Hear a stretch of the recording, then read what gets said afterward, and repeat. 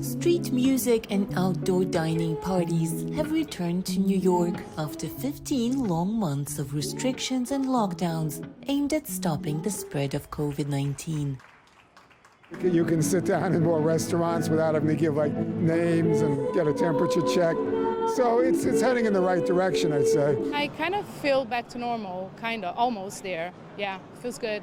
Good to be in New York. I don't know, I just want the world to heal. Thought I could make it better. I had time to kill, so I was like, why don't I come outside and, try to make some sounds, spread some love, Music festivals, farmers markets, and other events are making up for a year of forced inactivity.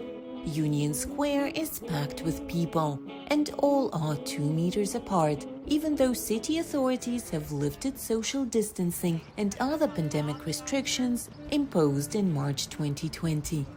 By late June this year, the number of people in New York City testing positive for COVID-19 was the lowest it has ever been.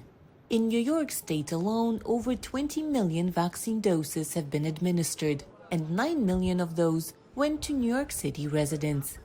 Despite the relaxation of restrictions, many are still wearing masks, even outside. Even as I walked down the street, people said they lifted the restrictions, but I was like, I can wait a day or two. You don't know who's vaccinated, who isn't vaccinated, all of that. It's in flux. So, no, I think we have a good ways to go. Despite the scorching summer heat, street vendors are also wearing masks for their own safety and for their clients' peace of mind. We're just back to work, but the life is not back like normal. It needs time to be okay.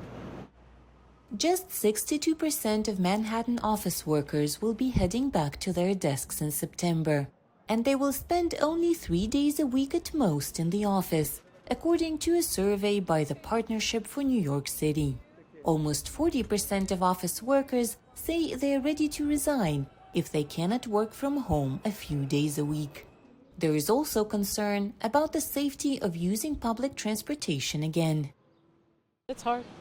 Yeah, getting on the subway and walking around, even though I know the restrictions are lifted and we're outside, I still sometimes feel a little guilty, even though I know I'm fine. New York authorities have launched a program to help reopen small businesses hurt by the pandemic. The $11 million program, called New York City Business Quick Start, aims to help some 50,000 small businesses by guaranteeing quick responses to inquiries and cutting processing time by 50%. For Nina Vishneva in New York, Anna Rice, VOA News.